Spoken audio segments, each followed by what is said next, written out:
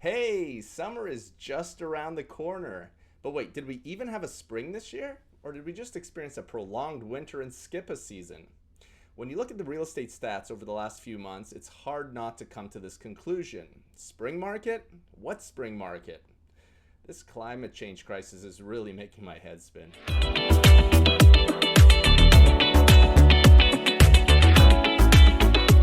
Hello, everyone, and welcome to the June 2025 edition of our Greater Vancouver Market Update, one of the few places to come for unspun, unbiased analysis of the housing market here in the Lower Mainland. If you find this content valuable, or if you just feel like being nice to score some karma points, please drop us your thoughts in the comment section below. Click that little thumbs up button and make sure to hit subscribe so that you don't miss out on any future episodes. And now, with those minor housekeeping items out of the way, let's jump right into it and give you the high-level view. How's the market, you're probably wondering? Yeah, that's the million-dollar question that everyone in my industry gets asked repeatedly. Well, I never sugarcoat these things. It's soft. It's not terrible. Properties are still selling, but it's definitely a full-on buyer's market out there. And pretending otherwise is really a fool's errand in times like these, especially if you're a seller. This past month, Greater Vancouver Realtors, our local real estate board, recorded a mere 2,228 total sales, basically a flat figure from the month before, and to be exact, a 3% rise over the previous month. You may say to yourself, well, at least sales are rising, but the reality is that a 3% increase from April to May is an extremely underwhelming performance.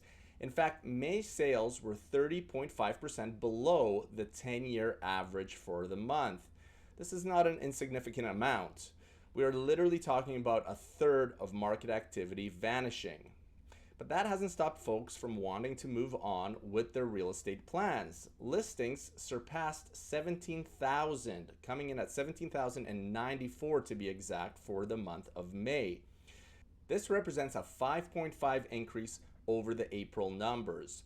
I reported last month that our inventory levels were the highest they've been in over 10 years, and now they're even higher. In fact, the last time we had more listings than we currently have on the market was June of 2014. So with inventory outpacing the increase in sales, our months of inventory also rose to 7.7 MOI. Remember, anything over 6 months of inventory is considered a buyer's market. And why is that significant? Well, in a seller's market, there is upward pressure on prices. There isn't enough inventory. In a balanced market, prices remain generally stable. But in a buyer's market, there is downward pressure on prices. And that's exactly what is happening right now. The board's home price index fell again this month to 1.17 million, a drop of another 0.6% in a single month. And I realize what I'm about to say is purely anecdotal, but I'm going to say it anyways. In the 15 years that I've been in this business, I have never seen a time where sellers are accepting offers this far below the asking price or signing off on price reductions in the amount that we are seeing today. In the past, if you were on the market at $700K, you would do a $10,000 to $15,000 price drop if you weren't getting much activity. If you were at $1.5 million, you would do a $25,000 to $30,000 drop. Today, if you're at $700K, your next price drop is to $650. If you're at $1.5 million and want to sell, you're dropping down to $1.4 million. And when you do, you're also realizing and accepting that you'll likely be negotiating down from there. I'm not being hyperbolic when I say we've never really seen movement like this, at least not in the time that I've been doing this. However, one thing I've learned over my career is this: everything is cyclical. This too will pass. And depending on your situation, this is actually not a bad thing. So let me explain. If you're just jumping into the market, not a bad thing. You have options. You don't find yourself in bidding wars, and you have a lot of leverage right now in negotiations. If you already own and are looking to upsize, not a bad thing.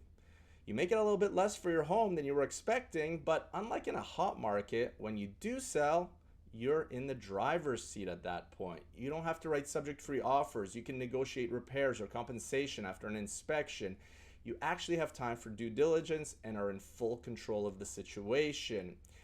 And even though you may get a little bit less for your home, you're going to make up for it on the buy side. And if you're upsizing, that's at a higher price point, you're actually coming out ahead. So who does this affect negatively? Well, if you're looking to simply cash out and use that money to sit on the beach, yeah, not a great time. Perhaps you may want to consider waiting a bit. If you're a landlord trying to free up and reallocate some cash to other investments, you may need to make a tough decision as to whether or not you're willing to wait, in which case the question then becomes, yeah, but how long? But look, if you're looking to buy real estate to put a roof over your family's head and don't want to continue to flush $40,000 or $50,000 a year down the drain in rent, if you're genuine about using housing for what it was actually intended as shelter, then you have a ton of options and hold a lot of power in a transaction, something that is extremely rare in the Greater Vancouver market. All right, that's it for me for this month. Please like, comment, share, subscribe, and I'll catch you right back here in about a month's time. Take care, everyone.